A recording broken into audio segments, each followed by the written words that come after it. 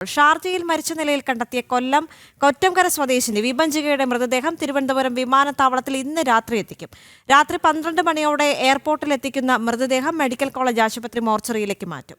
നാളെ ബന്ധുക്കളുടെ ആവശ്യപ്രകാരം വീണ്ടും പോസ്റ്റ്മോർട്ടം നടപടികൾ പൂർത്തിയാക്കിയ ശേഷം വൈകുന്നേരത്തോടെ കൊല്ലത്തെ വീട്ടിൽ സംസ്കാര ചടങ്ങുകൾ നടക്കും. ശ്രീനന്ദ എസ് പി ചേരുന്നുണ്ട് കൂടുതൽ വിവരങ്ങളുമായി. ശ്രീനന്ദ, ഇപ്പോൾ ലഭിക്കുന്ന ഏറ്റവും പുതിയ വിവരം എന്താണ്?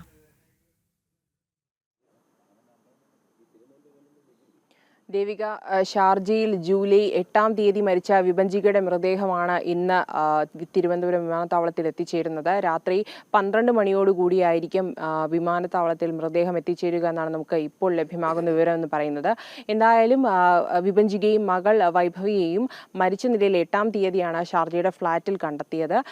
ശേഷം ഇവരുടെ പോസ്റ്റ്മോർട്ടം നടപടികൾ അവിടെ പൂർത്തിയായിരുന്നു. എന്നാൽ ബന്ധുക്കളുടെ ആവശ്യപ്രകാരമാണ് നാട്ടിലെത്തിയ ശേഷം വീണ്ടും ഒരു പോസ്റ്റ്മോർട്ടം നടപടി പോസ്റ്റ്മോർട്ടം വേണമെന്നുള്ള ആവശ്യപ്രകാരം നാളെ മെഡിക്കൽ കോളേജ് ആശുപത്രിയിൽ പോസ്റ്റ്മോർട്ടം നടപടികൾ ആരംഭിക്കും. ഇന്ന് വിമാനത്താവളത്തിൽ നിന്ന് മൃതദേഹം മെഡിക്കൽ കോളേജ് മോർച്ചറിയിലേക്ക് മാറ്റും. ശേഷം നാളെ നാളെ ഉച്ചയോടുകൂടി പോസ്റ്റ്മോർട്ടത്തിന് ശേഷം ഉച്ചയോടുകൂടി ബന്ധുക്കൾക്ക് കൈമാറും. വൈകുന്നേരമായിരിക്കും കൊല്ലത്തുള്ള വിഭജികയുടെ വീട്ടിൽ വെച്ച് ഈ ഒരു സംസ്കാര ചടങ്ങുകളെല്ലാം തന്നെ നടക്കുക. 8-ാം തീയതിയായിരുന്നു ഇങ്ങനൊരു മരണം സംഭവിച്ചത്. ആത്മഹത്യയായിരുന്നു. വിഭജിക മകളെ കൊന്ന ശേഷം മകളെ ശ്വാസം മുട്ടിച്ചാണ് കൊന്നതെന്നാണ് നമുക്കറിയാൻ കഴിയുന്നത്. ശേഷം വിഭജിക ആത്മഹത്യ ചെയ്യുകയായിരുന്നു. എന്തായാലും ഈ മകളുടെ മൃതദേഹം ഈ മാസം 17-ാം തീയതി തന്നെ ഷാർജയിലെ അവിടെ തന്നെ സംസ്കരിക്കുന്ന ഒരു പ്രവണതയാണ് ഉണ്ടായിരുന്നത്. ശേഷം ഇന്ന് വിഭജികയുടെ അമ്മയും സഹോദരനും അടക്കം 10 ദിവസത്തോളം ഷാർജയിൽ തങ്ങിയ ശേഷമാണ് മൃതദേഹവുമായി ഇന്ന് നാട്ടിലേക്ക് എത്തുന്നത്. തിരുവനന്തപുരം വിമാനത്താവളത്തിൽ 11:50-നാണ് മൃതദേഹം എത്തുമെന്ന് നമുക്ക് വിവരം ലഭിക്കുന്നത്. എന്തായാലും ശേഷം മെഡിക്കൽ കോളേജിലേക്കും നാളെ വൈകുന്നേരത്തോടു കൂടി മൃതദേഹം വീട്ടുകാർക്ക് കൈമാറുമെന്നുള്ളൊരു വിവരമാണ് നമുക്ക് ഈ മണിക്കൂറിൽ നൽകാൻ കഴിയുന്നത്. ഭർത്താവിൻ്റെ കൊടിയ പീഡനം മൂലമാണ് വിഭജികയും മകളും ആത്മഹത്യ ചെയ്തതെന്നാണ് മനസ്സിലാക്കുന്നത്.